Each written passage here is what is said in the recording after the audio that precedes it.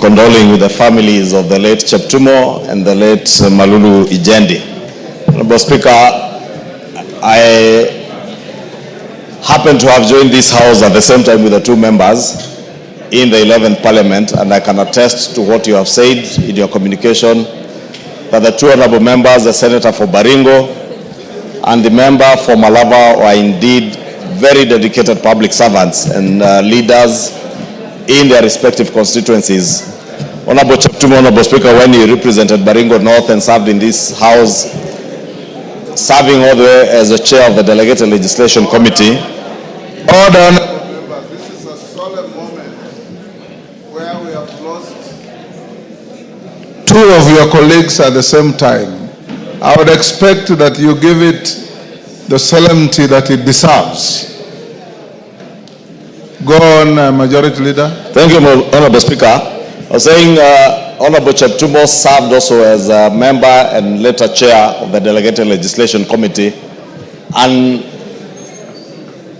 served with a lot of diligence as a chair of that committee. And those who were in the 12th Parliament with us, we remember the dedication with which the Honorable Cheptumo served this House as chair of the Delegated Legislation Committee, considering numerous regulations for approval in the House, and did so with a lot of intellect. Honorable Cheptumo, Honorable Speaker, happened to be a very good lawyer, and I was privileged, Honorable Speaker, to learn later after I served with him here that he had also worked with my wife, who was then working in a bank, and Cheptumo happened to be in one of the panels for that bank. And my wife attested when we finally met at some point somewhere together with Honorable Cheptumo. She attested how diligent Honorable Cheptumo was in conveyancing, and how much even those who worked in the bank trusted the work of the late Honorable Cheptumo, and is indeed a great loss, not just to his family, to the people of Baringo County, especially the people of Baringo North, whom he represented in this House for 2 terms as their Member of Parliament, but also the greater people of Baringo, who he served as their Senator. It is sad that we have lost him at a time when the people of Baringo needed him the most. Honorable Speaker, I was also privileged to have served with the Honorable Malulu Injendi from the 11th Parliament when we first joined this House together. And Malulu, the late Malulu, Honorable Speaker, again is a leader who exemplified himself as a servant, true servant of the people, and a true believer.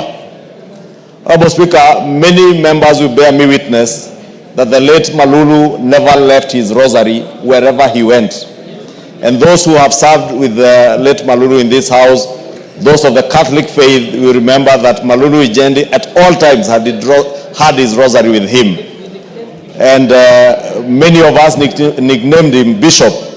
And indeed, where he used to sit, just behind where the Honorable Ikana is seated, he had a permanent position there. And every time as we walked out, we would say hi to him and call him Bishop. And he's indeed a great loss, not just to the people of Malava, his family, but to us as a nation. The late Malulu Injendi was not just a true believer, but also a dedicated educationist. As a former teacher, he moved on to serve as our vice chair of the Education Committee, and the chair of the Education Committee will tell you the dedication. Thank you, Majority Leader.